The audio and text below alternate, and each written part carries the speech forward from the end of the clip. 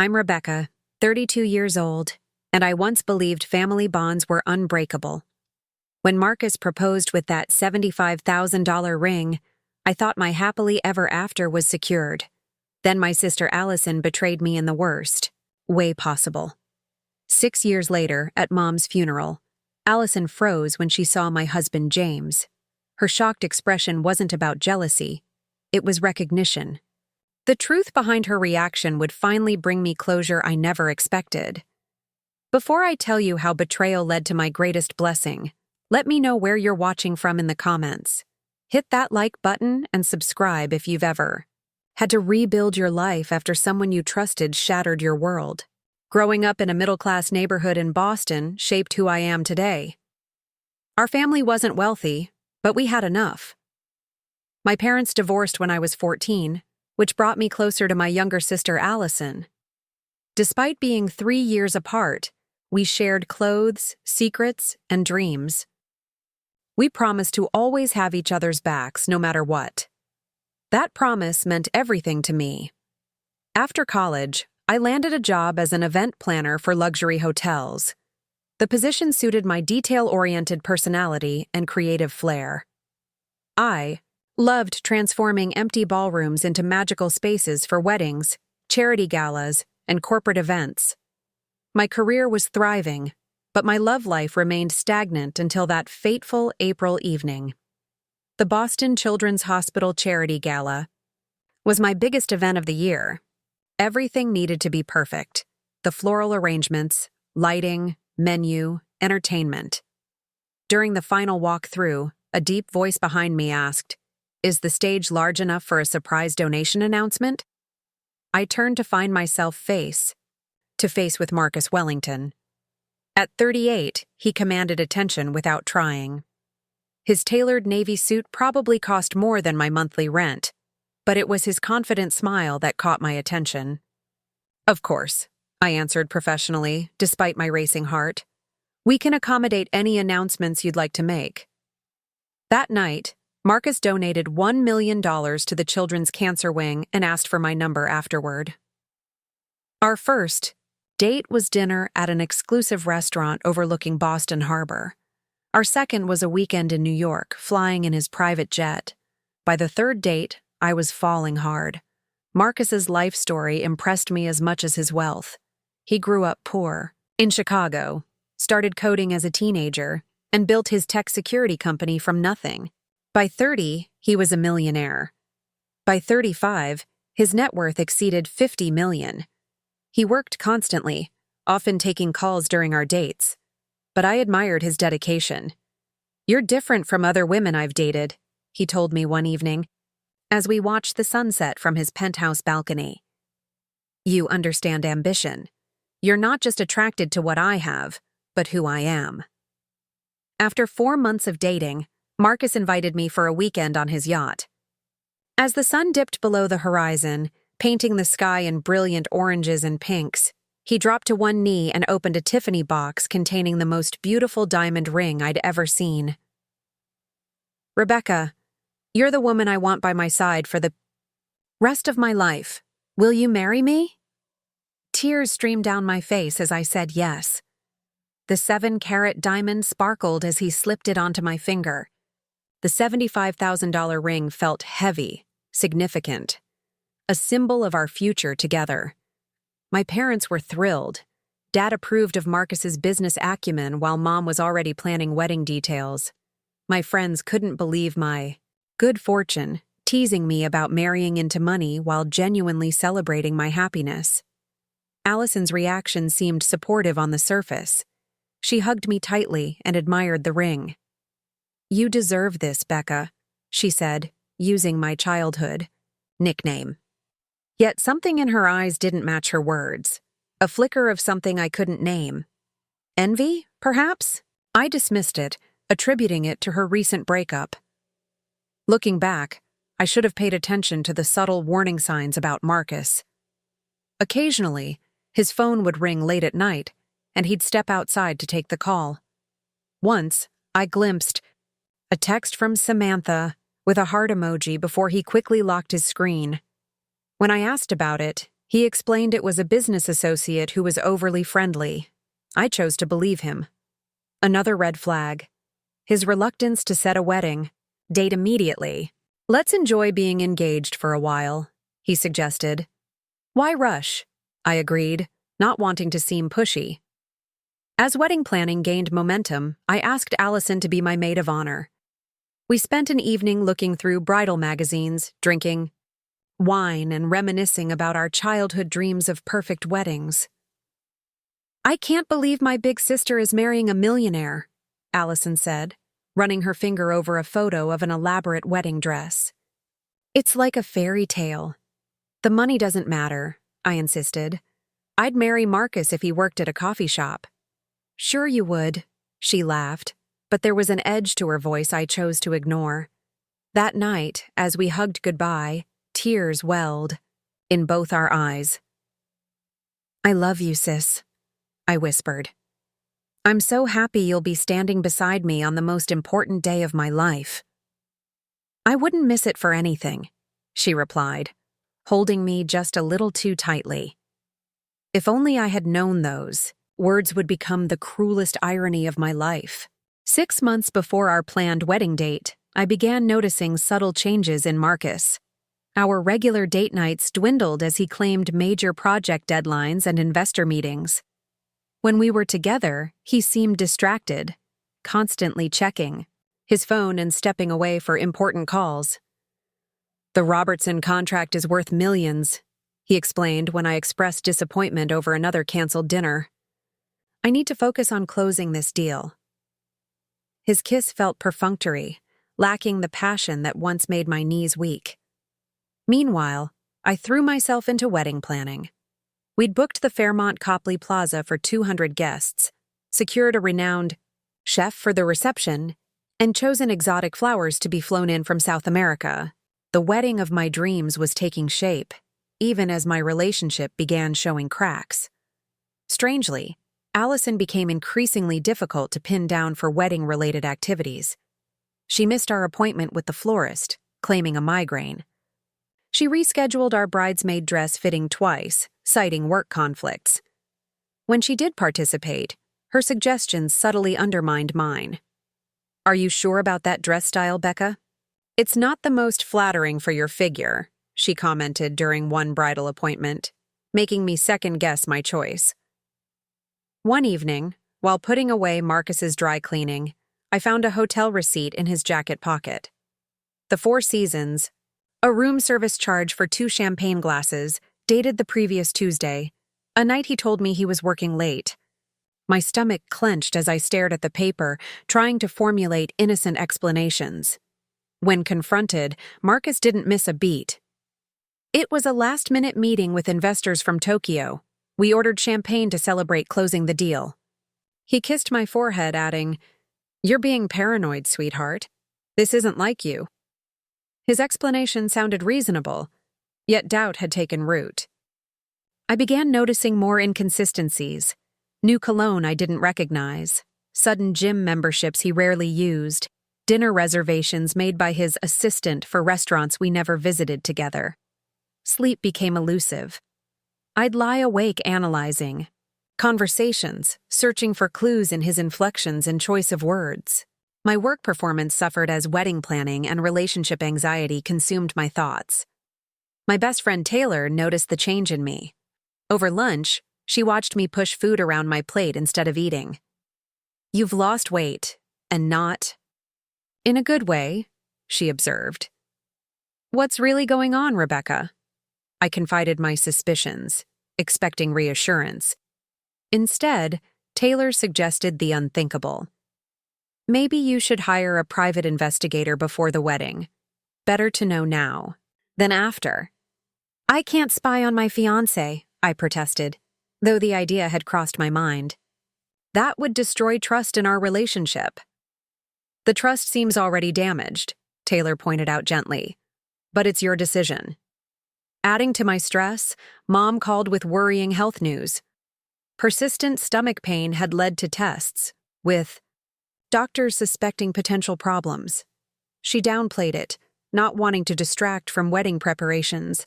but I heard the worry in her voice. At a dinner party hosted by Marcus's business partner, I noticed Marcus speaking intently with Allison, in a corner. When I approached, they immediately separated, both looking slightly guilty. "Just asking your sister about your childhood favorite foods," Marcus explained smoothly. "Planning a surprise." Allison nodded too enthusiastically. "Brother-sister bonding," she added with a forced laugh. That night, lying beside Marcus as he slept soundly, I contemplated calling off the wedding. But each time doubt surfaced, I remembered his generosity, his ambition, our compatible goals. Perhaps pre-wedding jitters were clouding my judgment. Perhaps I was creating problems that didn't exist. So I continued addressing invitations, confirming vendors, and selecting wedding favors, all while my instincts screamed that something fundamental was wrong. I just never imagined how right those instincts were, or how devastating the truth would be. The day everything shattered began ordinarily enough. I was returning early from a 2-day business trip to New York, having wrapped up meetings ahead of schedule. Eager to surprise Marcus, I didn't call ahead, imagining his pleased reaction to having me home sooner than expected. Our apartment building doorman greeted me with his usual friendly smile. "Welcome back, Ms. Parker. Mr. Wellington is upstairs." The elevator ride to our penthouse felt longer than usual. I fumbled with my key, juggling my small suitcase while balancing a bag containing Marcus's favorite pastries from the bakery across from our building. As I opened the door, I heard music playing softly from our bedroom, along with low voices and unmistakable laughter, feminine laughter that sounded disturbingly familiar. My heart hammered against my ribs as I set down my bags. Some primal instinct told me to leave, to preserve the life I thought I had for even a few minutes longer. Instead, I moved toward the bedroom as if pulled by an invisible force. The door wasn't fully closed. Through the gap, I saw clothing strewn across the floor. A man's shirt I'd given Marcus for his birthday, a red dress I'd complimented Allison on just weeks earlier. Then movement on the bed caught my eye, and the world stopped spinning. My fiancé and my sister, tangled in the sheets of the bed Marcus and I shared. My sister's head thrown back in pleasure, Marcus's hands in her hair she'd recently styled identically to mine. I must have made a sound because they suddenly froze, turning toward the door in perfect, horrified synchronicity. For one surreal moment, nobody moved or spoke. Then Allison pulled the sheet up to cover herself, not looking remotely apologetic, just annoyed at the interruption. "Rebecca," Marcus began, scrambling from the bed, reaching for his discarded boxers. "This isn't... I can explain..." "Explain?" My voice sounded foreign to my own ears. "Explain fucking my sister in our bed? Please, enlighten me." Allison slipped from the bed, wrapping herself in my robe, the silk one Marcus had brought back from Japan. The audacity struck me like a physical blow. "We didn't plan for this to happen," she said, her tone almost clinical. "But you should know Marcus and I have been seeing each other for 6 months. 6 months. Half of my engagement. While I'd been selecting wedding invitations and cake flavors, my sister and fiancé had been carrying on behind my back. 6 months, I repeated numbly. Since when? How? Since the charity auction I organized at the gallery, Allison answered, referring to her job at a downtown art gallery. Marcus attended. We connected. It just happened. Just happened? For 6 months? The initial shock was giving way to rage.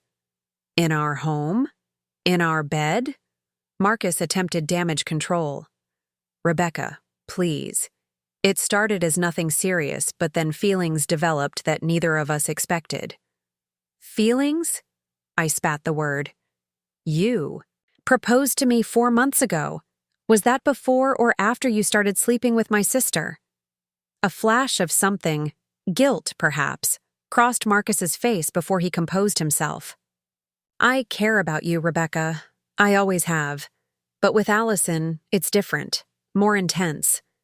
Then Allison delivered the final blow. He proposed to me last night. She held up her left hand, revealing a diamond ring that made mine look modest by comparison. We're in love, Rebecca. Truly in love. The room spun around me.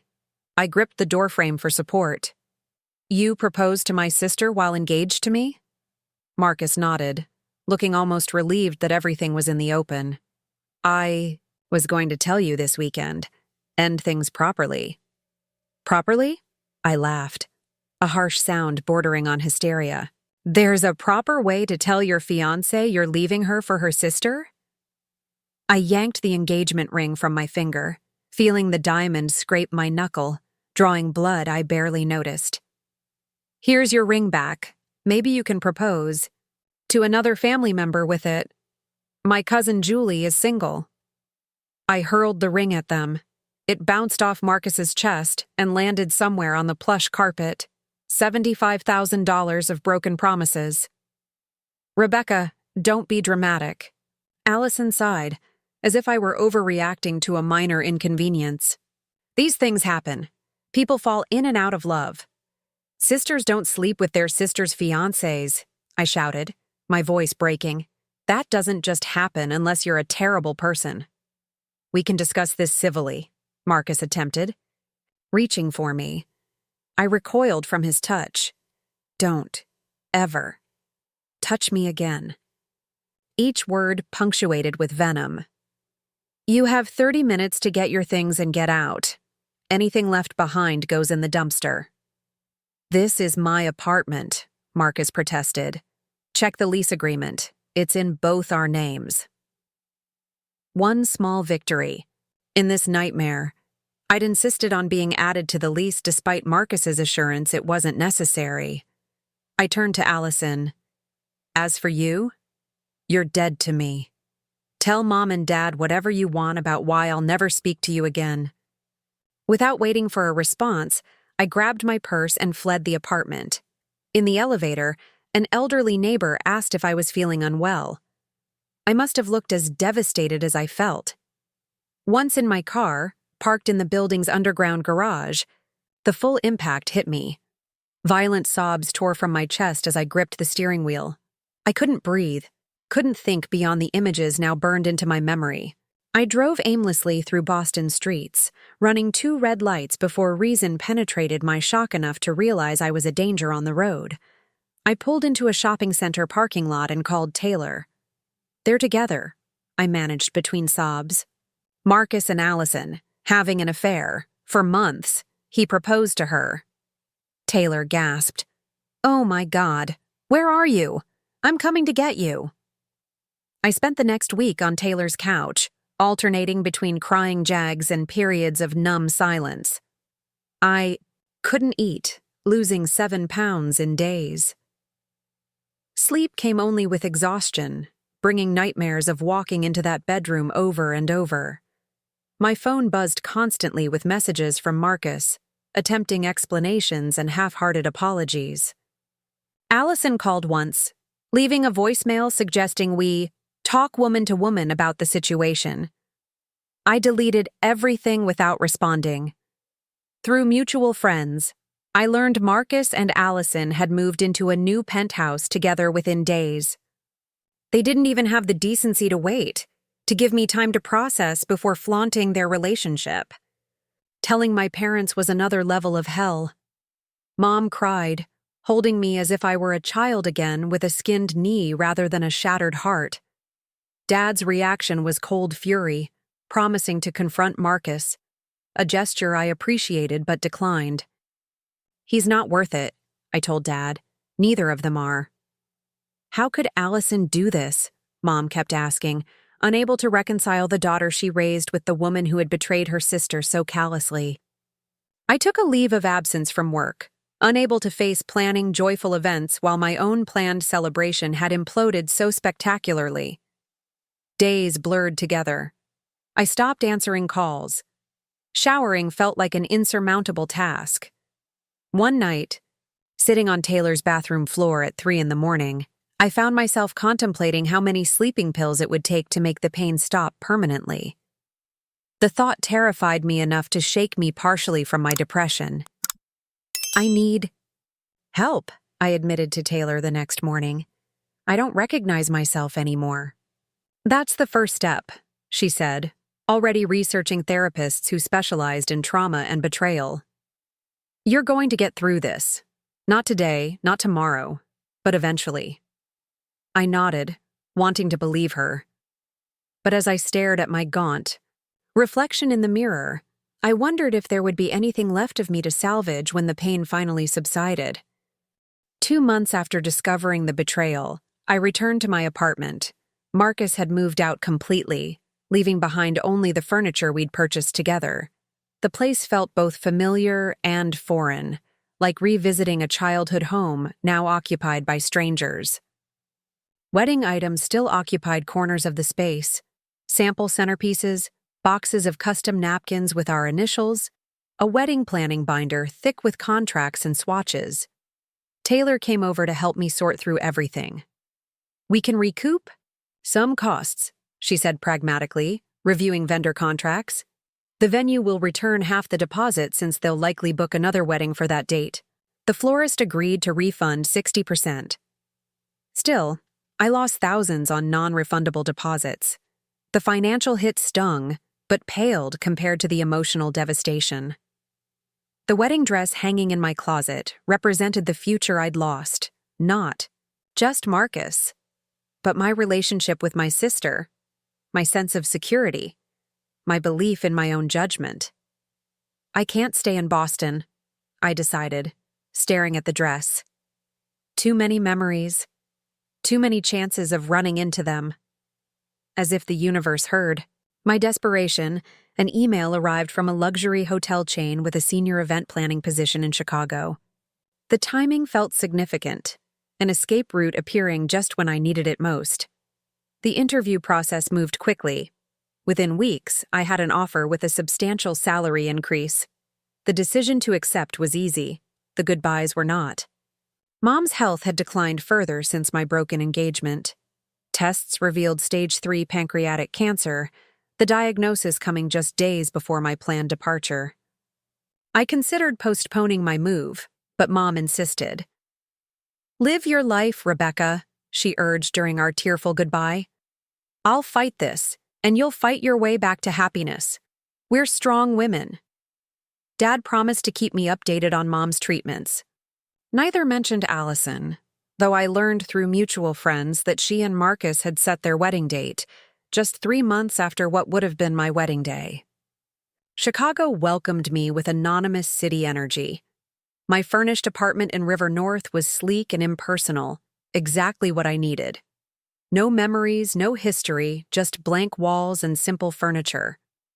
I arranged my belongings mechanically, not bothering to hang pictures or add personal touches.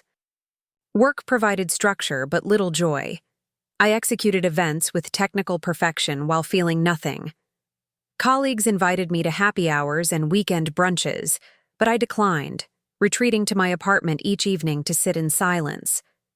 Eventually, at my new doctor's insistence, I started therapy with Dr. Levine, a compassionate woman in her 50s with kind eyes and direct questions.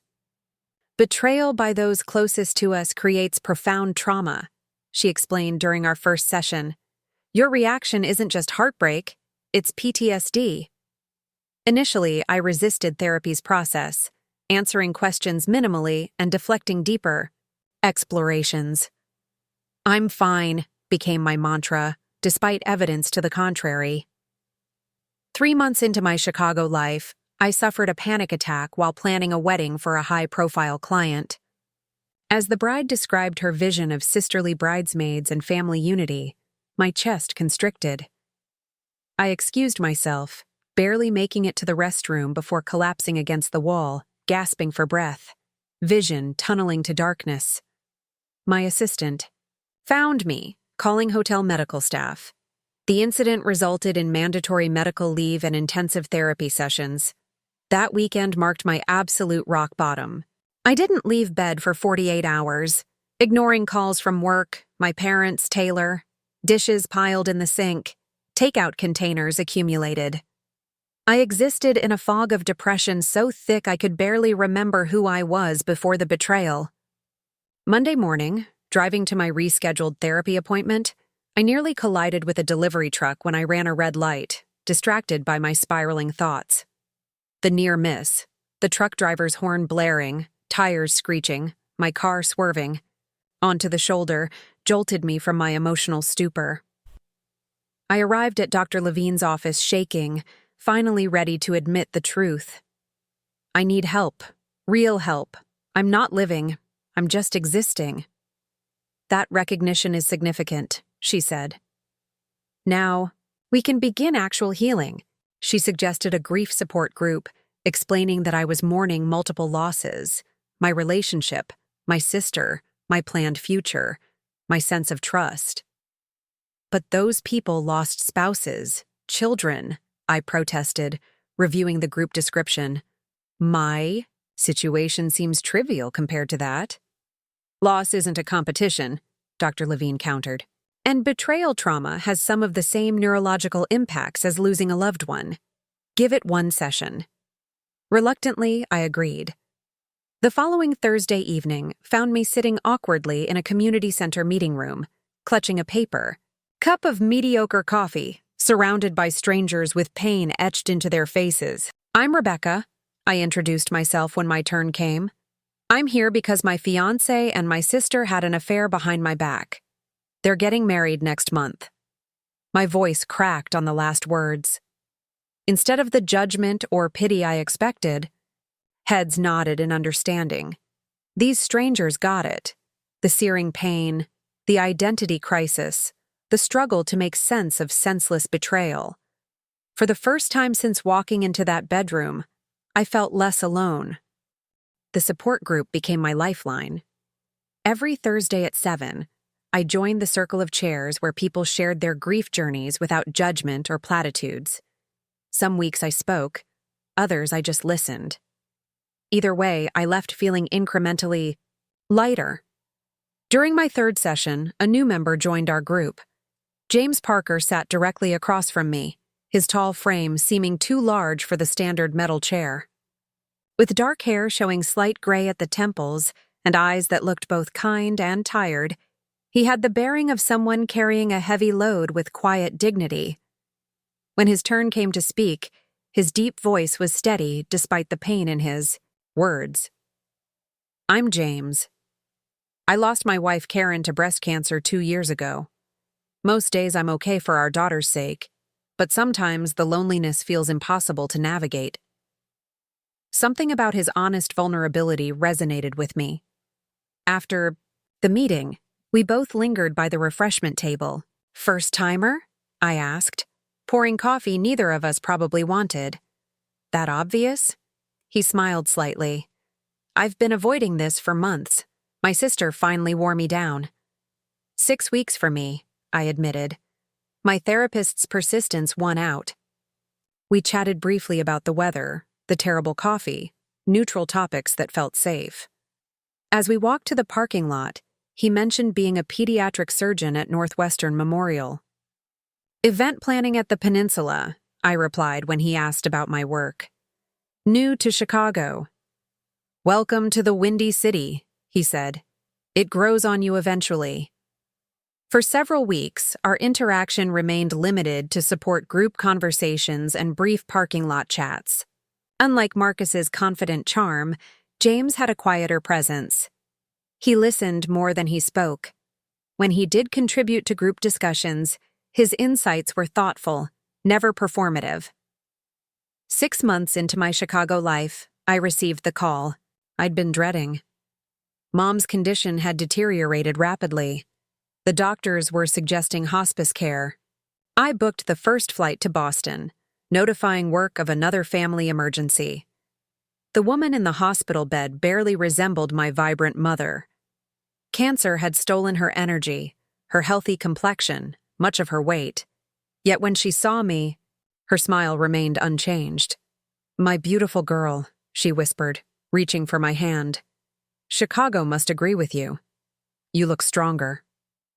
I spent 3 days by her bedside, helping Dad navigate medical decisions and insurance paperwork. On my second evening there, stepping out for coffee in the hospital cafeteria, I collided with someone exiting the elevator. Rebecca? Marcus stood before me, as expensively dressed as ever, though lacking the confidence I remembered. For a moment, I couldn't speak, my heart racing with anxiety rather than the love I once felt. "I heard about your mother," he said awkwardly. "I'm sorry." "Thank you," I managed, desperate to escape this unexpected encounter. "You look good," he continued, studying my face. "Chicago treating you well?" "I need to get back to my mother," I replied, stepping around him. "Rebecca," he called after me. "For what it's worth, I sometimes wonder if I made the right choice." I turned back briefly. "I don't wonder at all. Losing you was the best thing that ever happened to me." The conviction in my voice surprised us both. Walking away, I realized it was true. The pain had been excruciating, but it had led me out of a relationship with someone who never truly valued me. Back in Chicago, I returned to work with renewed determination. If Mom could face terminal cancer with grace, I could certainly rebuild my life after betrayal. I threw myself into therapy, started jogging along Lake Michigan each morning, and finally began decorating my apartment with personal touches. After one particularly meaningful support group session where I shared a breakthrough, James approached me in the parking lot. "Would you like to grab real coffee sometime? This stuff is basically brown water." He gestured to the community center, offerings with a smile. My hesitation must have shown on my face. "Just coffee," he clarified. "As friends who understand loss, no pressure." "I'd like that," I found myself saying. We met that Saturday at a small cafe near Millennium Park. What was supposed to be a quick coffee turned into a 6-hour conversation. James talked about Karen, their college romance, 10 years of marriage, her 2-year battle with cancer. I shared my story of betrayal, finding him easy to talk to without the performative sympathy others often displayed. "The hardest part isn't losing Marcus," I admitted. "It's losing Allison. Sisters are supposed to be forever." James nodded. "The secondary losses often hurt the most. After Karen died, I lost our couple friends, family traditions, even my sense of identity as a husband." The contrast between James and Marcus became increasingly clear with each conversation. Where Marcus dazzled with grand gestures and expensive gifts, James offered genuine attention and thoughtful insights. Marcus had always been partly distracted by work calls and emails. James kept his phone face down during our talks, fully present. 2 months after our first coffee, James invited me to dinner at a neighborhood Italian restaurant. "Nothing fancy," he assured me. "Just good food and good company." Over pasta and wine, I learned about his background. Raised by a single mother in Michigan, worked through college and medical school, specialized in pediatric surgery after his nephew survived a congenital heart defect. "And Lily?" I asked about the daughter he often mentioned. His face softened. 6 going on 16, smart, stubborn, completely her mother's daughter. He showed me a photo of a smiling girl with his dark hair and eyes full of mischief. "She's beautiful," I said sincerely. "She's my world," he replied. "The reason I get up every morning." 3 weeks later, James invited me to join them for Saturday morning pancakes, a Parker family tradition. Meeting Lily terrified me more than any high-profile event I'd ever planned.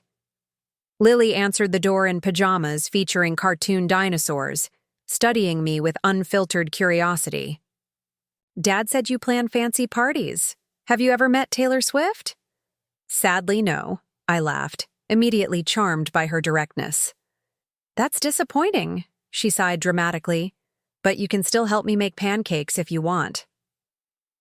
By our third, Pancake Saturday, Lily greeted me with a hug. By the 5th, she asked if I could attend her school science fair. Slowly, cautiously, I allowed myself to care about this little family unit, even as fear of further heartbreak lingered in the background.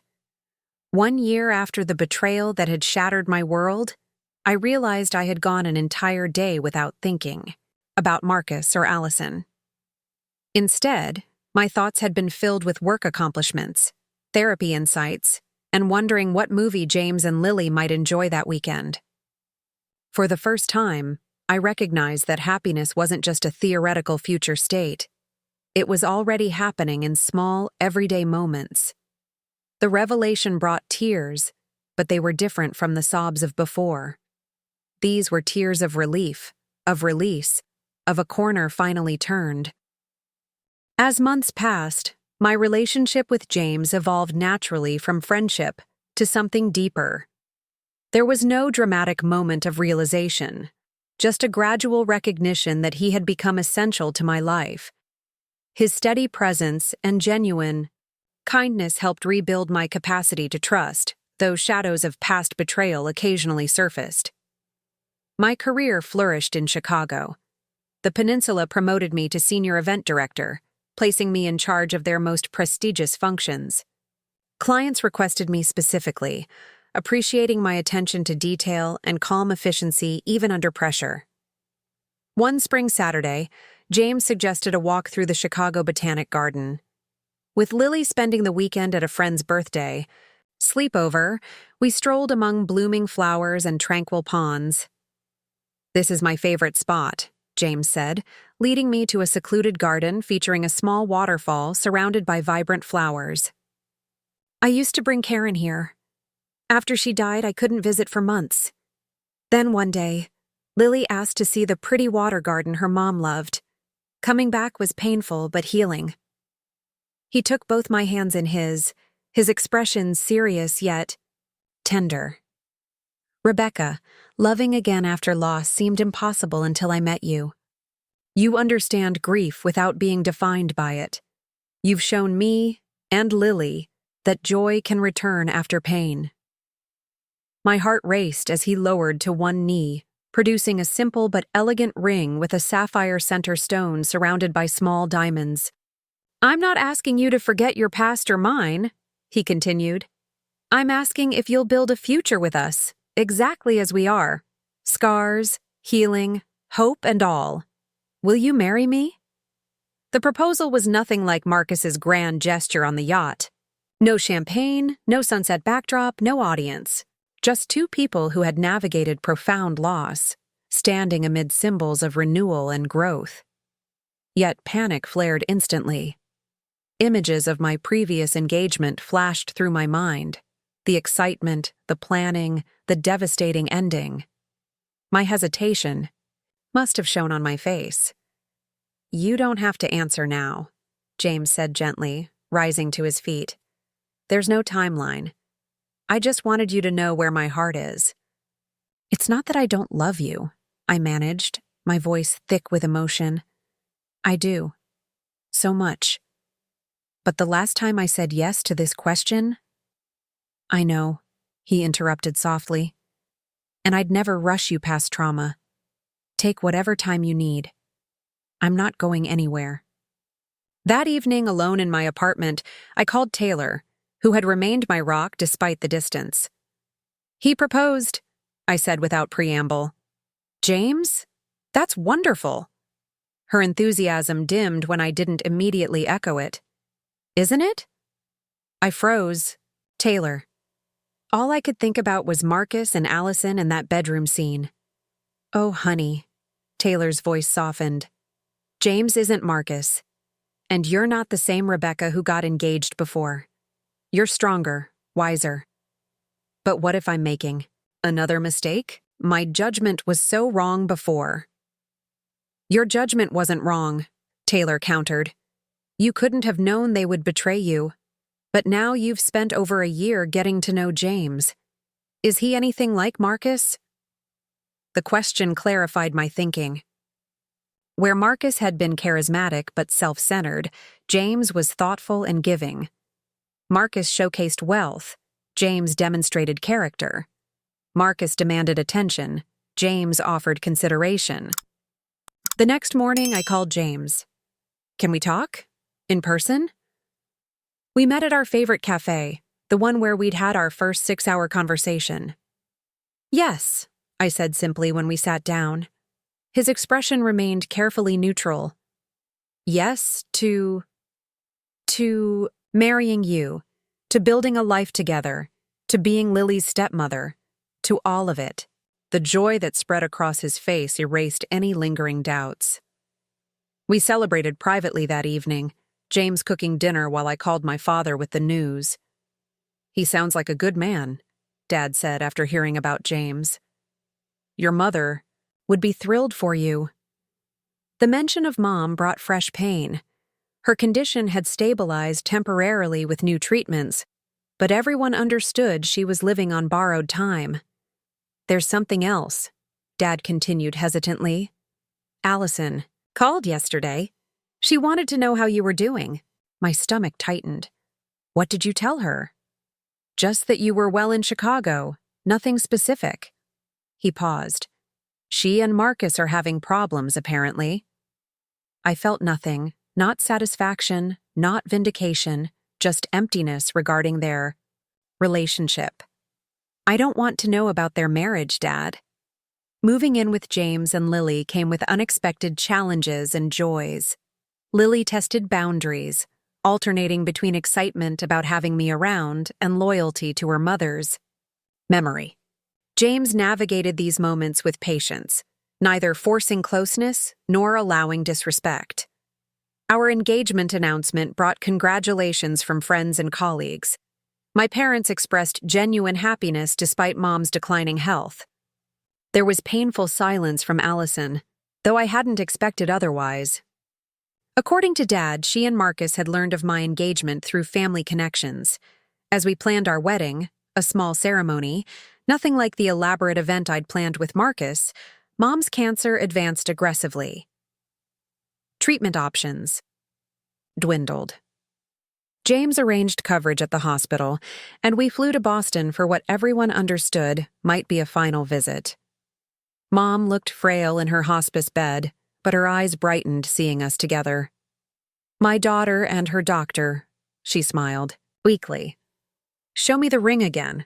I held out my hand, the sapphire catching afternoon light from the window. Perfect, she whispered. Much more you than that flashy diamond. Later, when James stepped out to take a call about a patient, Mom gripped my hand with surprising strength. I need to say something while I can. I failed you with Allison. I should have condemned what she did more strongly, made clearer that betrayal has consequences. Mom, you don't need to— Let me finish, she interrupted. I tried to keep peace to not lose either daughter completely. In doing so, I didn't fully acknowledge your pain. I'm sorry, Rebecca. Tears streamed down my face as I hugged her carefully. I love you, Mom. That's all that matters now. 2 weeks later, we held a simple wedding ceremony in Chicago's Lincoln Park. Only 20 guests attended, close friends, James's sister and her family, my father, and, against all medical advice but with hospice support, my mother, wheelchair-bound but determined to see me married. Dad walked me down the aisle toward James, who stood tall and handsome in a charcoal suit. Lily served as our flower girl and ring-bearer combined, taking her duties with endearing seriousness. Our vows were honest acknowledgments of our journeys.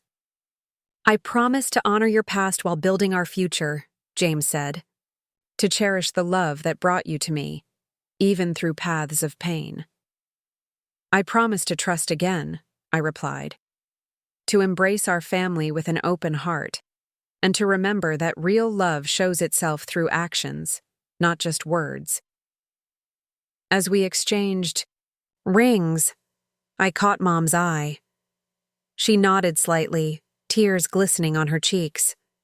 We both knew she was witnessing a moment she had feared she might miss. We postponed our honeymoon to spend time with Mom in Boston, moving her back home from hospice for what comfort we could provide in her final weeks. Those quiet days in my childhood home, watching James tend to Mom with professional skill and Personal compassion only confirmed I had married a truly good man. Through it all, Allison remained conspicuously absent. Mom mentioned her occasionally, revealing that my sister's marriage to Marcus had quickly turned troubled.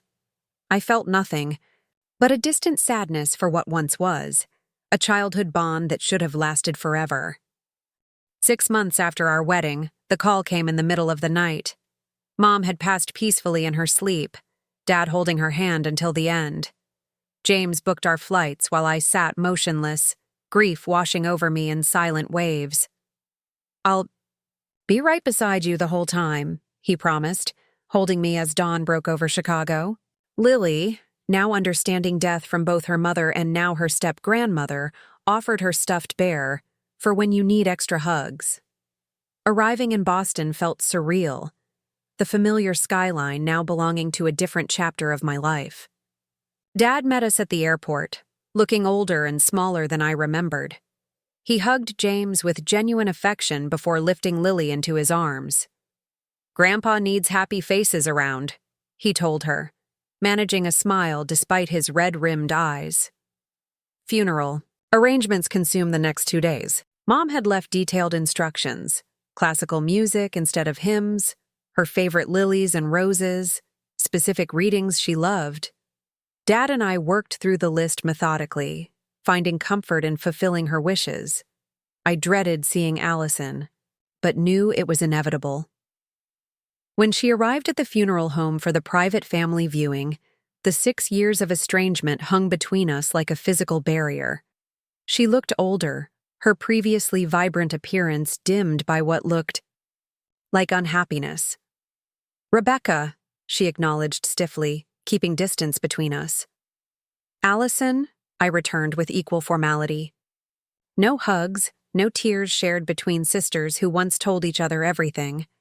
Dad watched our cold exchange with sadness but said nothing. This was not the time to force reconciliation.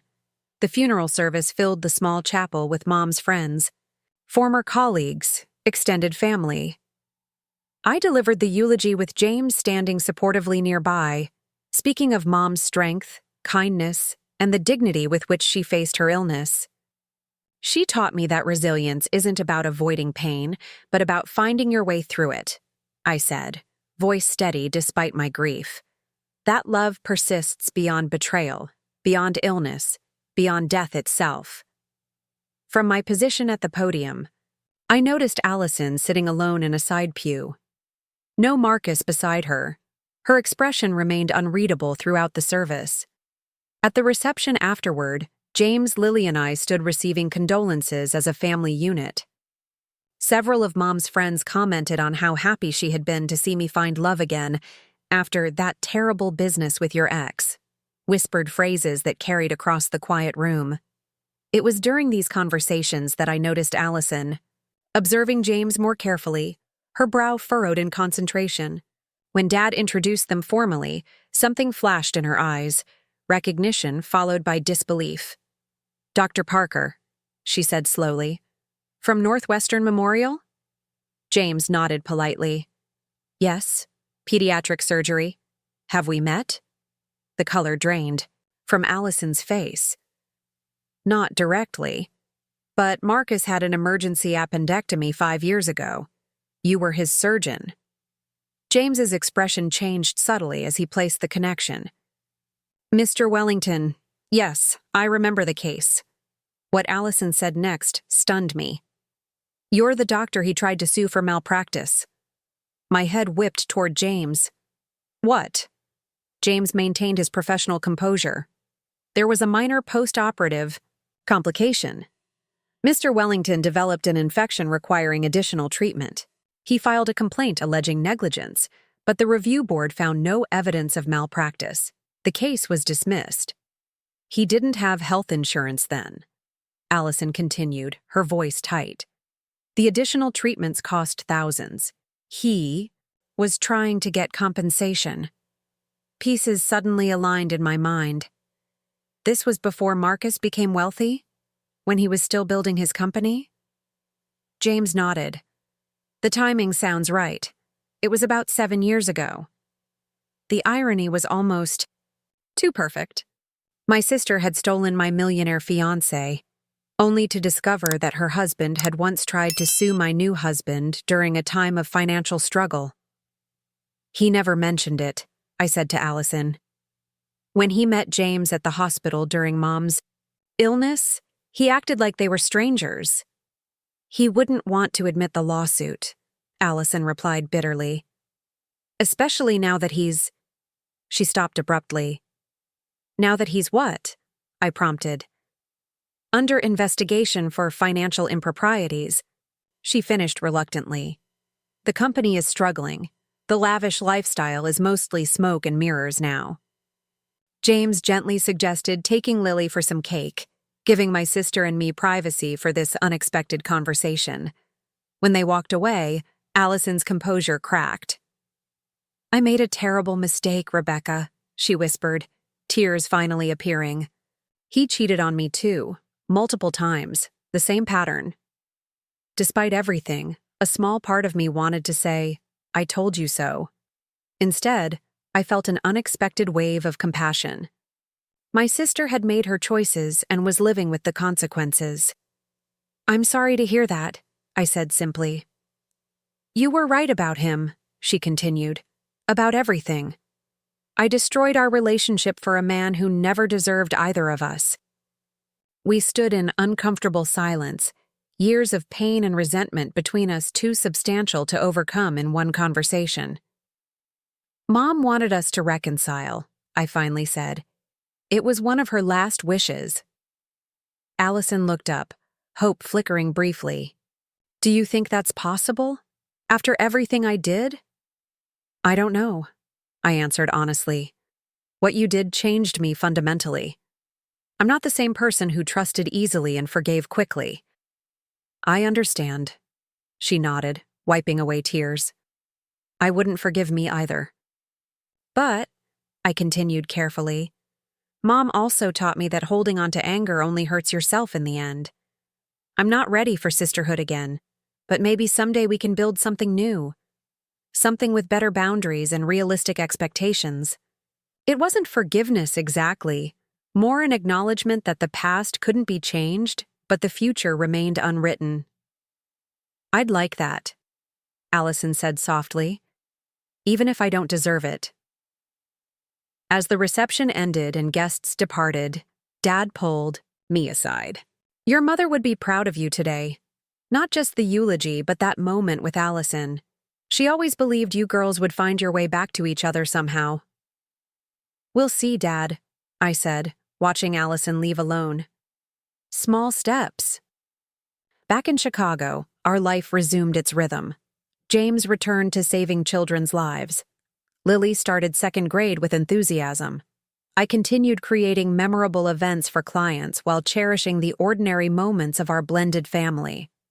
Some evenings, sitting on our patio watching the sunset paint Chicago's skyline, I reflected on the twisted path that led me here. The betrayal that once seemed like the end of my world had ultimately guided me to authentic love. Not the flashy, Instagram-worthy romance Marcus offered, but the deep, sustainable connection James and I shared.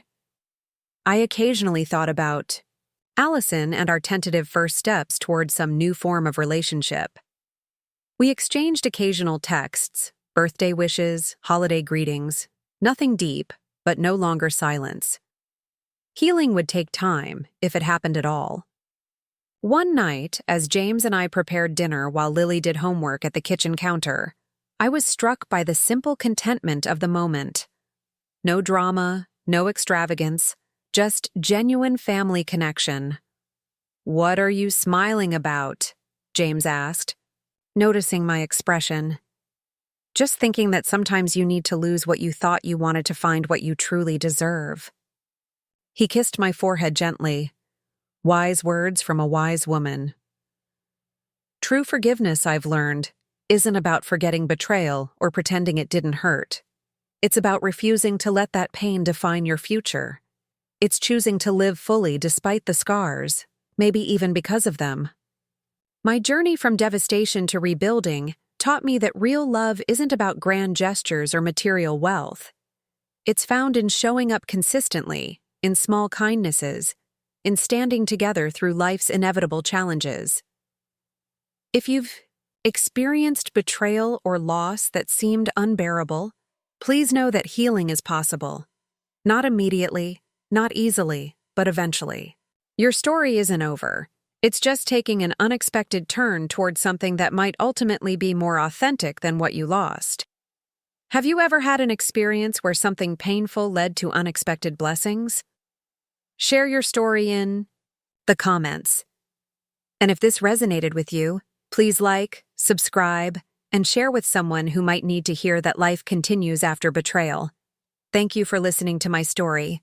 And remember, sometimes the most beautiful chapters come after the most difficult ones.